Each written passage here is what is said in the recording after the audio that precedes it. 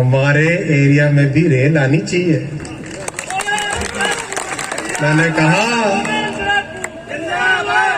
गोविंद भैया आप जीत के आओ, मैं आपको साथ लेके मोदी जी के पास जाऊंगा और हम दोनों मिल के मोदी जी के पास डिमांड रखेंगे हमारे सुर्खी विधानसभा को भी कैसे जोड़े, राजा बिलेरा को भी कैसे जोड़े, उसके लिए हम डिमांड रखेंगे, मिल के डिमांड रखेंगे। ईश्वर ने चाहा वो दिन भी आएगा। तेजी से जाल बिछ रहा है साथियों। एक अकेले पिछले साल 5200 किलोमीटर नई रेलवे की पटरियां बिछी है। वंदे साथियों, आज इस इतनी बड़ी जनसभा में आप सबके समक्ष उपस्थित होकर गोविंद भैया के लिए आप सबका आशीर्वाद मानने का जो सौभाग्य मिला है, सबसे पहले उसके लिए धन्यवाद। मैं रास्ते में सोच रहा था इस देश का कितना बड़ा सौभाग्य है। इस भारत भूमि ने कैसे बड़े बड़े वीर जन्मे, कितनी बड़ी बड़ी तकलीफें देखी, ऐसे समय देखा जिस समय में गुलामी भी देखनी पड़ी। लेकिन आज एक ऐसा दौर आया है, दुनिया भारत को एक अलग नजर से देखती है। इस दौर में हिंदुस्तान के नेतृत्व को आज दुनिया के बड़े से बड़े देश के राष्ट्रपति आते हैं, प्रधानमंत्री आते हैं, बराबर के साथ हमारे मोदी जी उनके साथ खड़े होते हैं। आप सबने G20 देखा होगा, अभी देखा था G20 का कोई नजारा याद है? क्या मजा आता था। अमेरिका के राष्ट्रपति बाइडेन साहब भी, अरे मोदी जी आपसे मिलना चाहते हैं हम।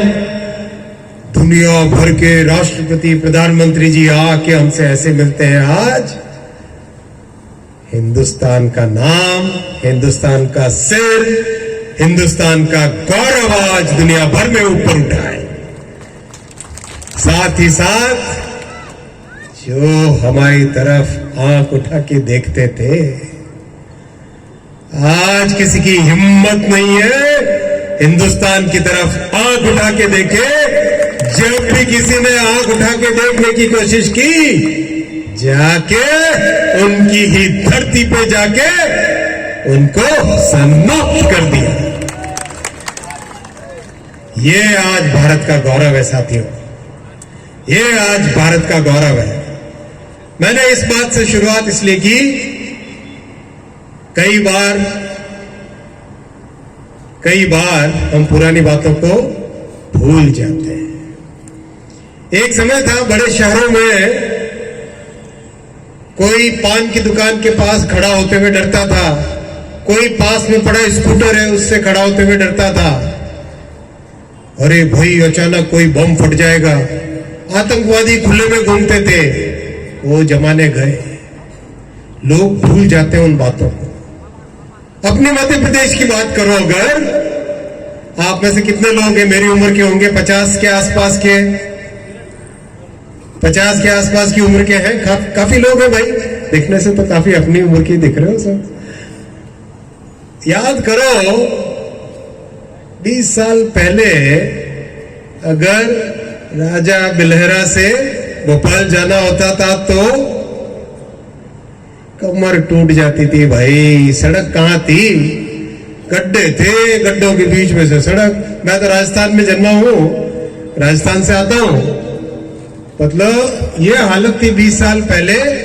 राजस्थान से मध्य प्रदेश में, मेरा पड़ोस में मारवाड़ में, अपने चित्तौड़ के आगे मेवाड़, मारवाड़, उधर से हमारी रिश्तेदारियां खूब है। इंदौर के साइड मालवे में खासकर खूब रिश्तेदारियां हैं। राजस्थान से आते थे, नींद खुल जाती थी, पता चल जाता था 20 साल पहले ऐसी हालत थी। सड़कें बिजली, पानी, माताओं और बहनों की सुरक्षा। आज मध्य प्रदेश एकदम अलग दिखता है। ऐसी अच्छी अच्छी सड़कें, 24 घंटे की बिजली, गांव गांव तक नल के पानी से माता और बहनों की सेवा। क्या परिवर्तन आया है। ये परिवर्तन आ पाया साथियों केवल और केवल उस नीति से और उस नियत से जिसमें एक ही भगवान है, आप सब। एक ही आराध्य है, जनता। एक ही विश्वास है, सेवा का विश्वास। उसी विश्वास के साथ आपकी सेवा करते हैं। और आज आपने देखा जब से डबल इंजन की सरकार बनी है, 2014 में मोदी जी ने देश की जिम्मेदारी संभाली। मध्य प्रदेश में शिवराज जी भाई साहब बहुत ही अच्छी तरह से जिम्मेदारी संभाल रहे थे। जब दोनों का जुड़ाव हुआ, डबल इंजन की सरकार बनी, तो फिर देखो मध्य प्रदेश में सारे नजारे बदल गए। मेरे पास अभी रेलवे की जिम्मेदारी है, मैं रेलवे की बात करता हूं। इतना बड़ा प्रदेश,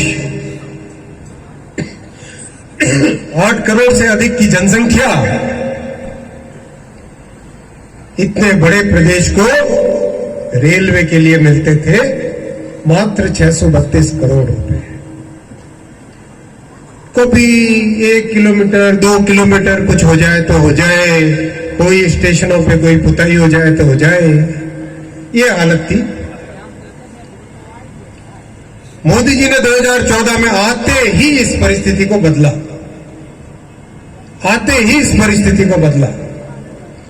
600 करोड़ को 1200 करोड़ किया, 1200 को 1800 किया, 1800 को 3000 करोड़ किया, 3000 को 6000 करोड़ किया। और साथियों, अब कितना देते हैं मोदी जी मध्य प्रदेश को रेलवे के लिए? 13,632 करोड़। कहां 600 करोड़, कहां 13,600 करोड़। इसीलिए आज मध्य प्रदेश में रेलवे का जाल बिछ रहा है। अगर हम बीना, हमारे पास में अगर देखें बीना से कटनी, बीना से झांसी, बीना से कोटा, बीना से भोपाल, इटारसी, सब तरफ रेलवे का जाल बिछ रहा है। प्रदेश में 80 स्टेशन वर्ल्ड क्लास स्टेशन बनाए जा रहे हैं। मुझे भाई साहब ने हमारे एरिया में भी रेल आनी चाहिए। मैंने कहा गोविंद भैया, आप जीत के आओ, मैं आपको साथ लेके मोदी जी के पास जाऊंगा और हम दोनों मिल के मोदी जी के पास डिमांड रखेंगे। हमारे सुर्खी विधानसभा को भी कैसे जोड़े, राजा बिलेरा को भी कैसे जोड़े, उसके लिए हम डिमांड रखेंगे, मिल के डिमांड रखेंगे। ईश्वर ने चाहा वो दिन भी आएगा। तेजी से जाल बिछ रहा है साथियों। एक अकेले पिछले साल 5200 किलोमीटर नई रेलवे की पटरियां बिछी है। 5200 किलोमीटर, मतलब आपने नाम सुना होगा, एक देश है स्विट्जरलैंड, सुना है? स्विट्जरलैंड, पूरे स्विट्जरलैंड का जितनी रेलवे है उतना रेलवे भारत में 1 साल में जुड़ गया। ऐसा मोदी जी का काम करने का तरीका है। पिछले 10 वर्षों में, 9.5 वर्षों में 25,000 किलोमीटर नई पटरियां बनी है। 23,000 किलोमीटर नई पटरियां बनी है। बड़े बड़े देश का रेलवे का पूरा जो नेटवर्क होता है, उससे ज्यादा तो 9.5 साल में मोदी जी ने रेलवे की पटरियां जोड़ी। ये काम करने का उनका तरीका है साथियों। इस तेजी से वो काम कर रहे हैं और इसका प्रभाव, इसका असर हमको मध्य प्रदेश में भी दिखाई देगा। मैं साथियों आपके सामने 2-3 बातें और रखना चाहूंगा। हमारे भाई गोविंद भैया ने सब बातें रखी, हमारे वरिष्ठ नेता भार्गव साहब ने बस बहुत ही सुंदर तरीके से बात रखी।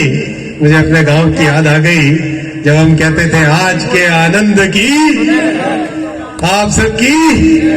भाई साहब ने उसी अंदाज में कहा, बिल्कुल बचपन में हमारे यहाँ राती जगह होता था। अपने यहाँ क्या बोलते हैं, रात में जब रात भर जग के भजन गाते हैं, रत जगह, हमारे यहाँ राती जगह बोलते हैं राजस्थान में। तो रत जगह में कैसे रात भर बैठ के भजन गाते थे, मंजीरे बजाते थे, अपने उसको क्या बोलते हैं जो तारे, वो बजाते थे, ढोलकी बजाते थे। वाह, आनंद आता था। गांव का आनंद तो गांव का ही है भाई। वो आनंद कोई भुला सकता है क्या? खेत में जाओ और अपने राजस्थान में तो कुंड बोलते हैं जिसमें पानी भरते हैं, यहाँ पे क्या बोलते हैं, छोटी कुआं तो है ही है, कुएं से पानी निकालने के बाद में हौदी में 2-2 घंटे नहा लो। वो आनंद अलग ही है, नहीं?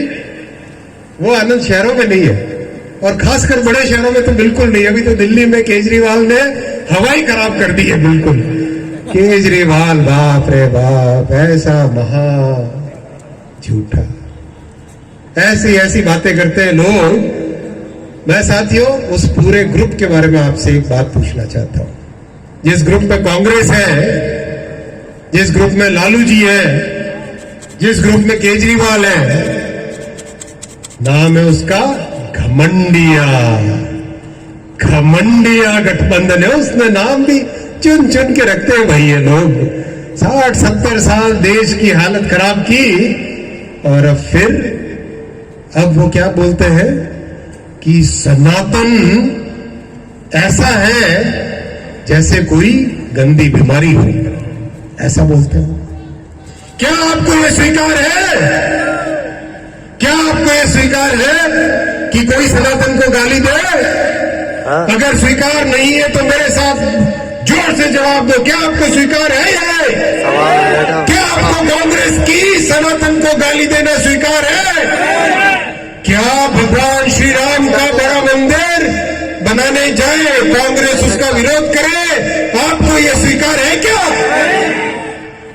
ये कांग्रेस की नीति है साथियों, ये कांग्रेस की नीयत है। मां बहनों के प्रति अन्याय करना, किसानों को धोखा देना, सनातन को गाली देना, भगवान राम का भव्य मंदिर बनाने जब मोदी जी चले उनके रास्ते में रुकावटें डालना, यह है कांग्रेस का, यह कांग्रेस की नीति है, यह कांग्रेस की नीयत है। क्या उस कांग्रेस को फिर से आप मौका दोगे? क्या उस कांग्रेस को फिर से मौका दोगे? याद रखना, ये चुनाव नहीं है, ये भारत के भविष्य का बहुत बड़ा इम्तिहान है। ये भारत के भविष्य को बनाने की बहुत बड़ा मुकाम है।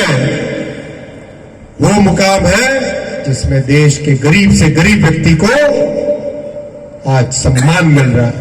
आप मुझे बताओ, 60 वर्षों तक कांग्रेस की सरकारें थी, किसी ने किसान भाइयों के बैंक के अकाउंट में पैसे डालने का सोचा क्या? किसने सोचा? मोदी जी ने। किसने आपके अकाउंट में किसान सम्मान निधि पहुंचाई? बताओ भाई, किसने पहुंचाई? आप याद करो, कांग्रेस के प्रधानमंत्री स्वर्गीय राजीव गांधी जी बोलते थे, दिल्ली से 100 रुपए भेजते हैं, गांव जाते जाते 15 रुपए हो जाते, 85 रुपए कोई खा जाता था रास्ते में। आज मोदी जी एक बटन दबाते हैं, सीधा पैसा आपके अकाउंट में, और मोबाइल बजता है टन टन टन। ये परिवर्तन आया है साथियों, ये परिवर्तन लाए मोदी जी। इसीलिए जरूरी है मध्य प्रदेश में एक बार फिर भारतीय जनता पार्टी की सरकार मजबूती से बने। गोविंद भैया जिस तेजी से, जिस हिम्मत से और जिस जज्बे के साथ आपकी सेवा करते हैं, उसी जज्बे से, उसी अच्छी नीयत से, उसी अच्छी नीति से भारतीय जनता पार्टी की सरकार मध्य प्रदेश के गांव-गांव में सड़कें बनाए, बिजली लाए, ट्रांसफार्मर की व्यवस्था करे, पानी लाए और लाडली बहनों को आज कितने मिलते हैं? 1250। अब मिलेंगे, अब मिलेंगे, अब मिलेंगे। बहनों आप भी तो बोलो। क्या बात है, भाई के सामने बोलने में क्या हर्जा? कितने मिलेंगे बहनों? बहनों बोले, हाथ खड़ा करके बोलो बहनों।